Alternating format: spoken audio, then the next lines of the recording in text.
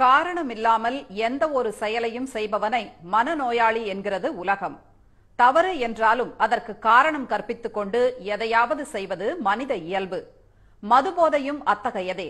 தமிழகத்தில் மதுவிலக்கு அமலுக்கு வந்தால் மதுபான பிரியர்களின் நிலை என்னவாக இருக்கும்? இன்றைய சிறப்பு செய்தியில் பார்க்கலாம். ஆகாய கங்கை காய்ந்தாயும் சாராய கங்கை காயாடா.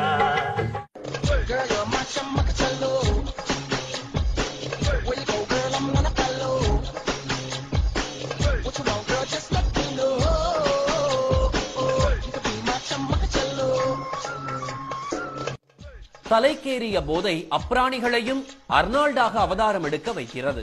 குவார்டர் உள்ளே போனால் குழந்தையாக மாற்றி தெருக்களில் தவழ வைக்கிறது. பொழுது போகாவிட்டால் வருவோர் போவோரிடம் வம்பிழுத்து ஜாலியாக அடிவாங்க வைக்கிறது. மதுவின் ஆதிக்கத்தால் தர்ம அடிகள் கூட பூக்களின் ஒத்தடம்தான். குடிச்சிட்டு வீட்டுக்கு போனா அங்க திட்டுறாங்க. எங்க அம்மா திட்டுது. விளக்கமாத்த எடுத்து அடிக்கிறாங்க. என்னோட சம்பவம் பார்த்தா கட்டிய தாலி யார் என் மனைவி வெளில இல்லை கொட்டா இருக்கு அங்கே போய் படு அப்படின்னு சொல்லுது. எதனால 1.5 கிலோமீட்டர் ஒரு ஒயின் ஷாப் இருக்கு. குடிச்சோம்னா போனோம்னா நாய்க்கு போகிற மாதிரி சோறு போடுவாங்க, சாப்பிட்டு படுத்துக்க வேண்டியதான். அதான் வாழ்க்கை. இந்த டாஸ்மாகால வாழ்க்கை ஏட்டு போகிறது உண்மை. போதையை தராத போலி சரக்குகள் திருடவும் வழிப்பறி செய்தும் குடிக்க தூண்டுகின்றன.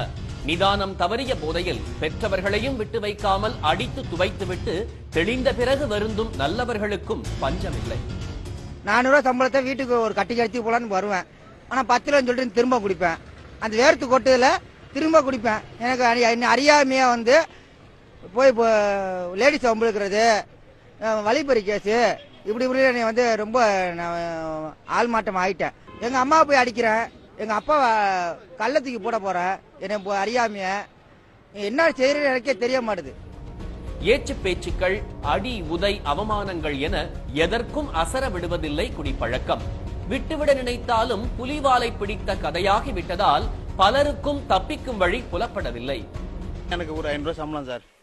அந்த 500 ரூபாய் சம்பளத்துல வந்து நான் வீட்டுல வந்து எப்படி இருந்தாலும் 400 ரூபாய் ஒரு நாளைக்கு நான் குடிக்கிறேன். இந்த டாஸ்மாக் தெரியல. எனக்கு டாஸ்மாக் இருக்கக்கூடாது. இல்லைன்னு வச்சுக்க நான் எடுத்துமே காசு எடுத்துமே என் வீட்டுல என் பொல்ல முடியாது அருமையா இருக்குமோ. வேலைக்கு வரேன், வேலைக்கு வந்தாலும் வரேன் பிராண்டி குடிதான் தோணுது தவிர ஆனா வீட்டுல எடுத்துமே 10 காசு கொடுத்து தோணல எனக்கு. மதுவால் மரணமடைந்த நண்பர்களின் இழப்புகளும் சீரழியும் குடும்பமும் அடிமனதில் அச்சத்தை ஏற்படுத்துகின்றன.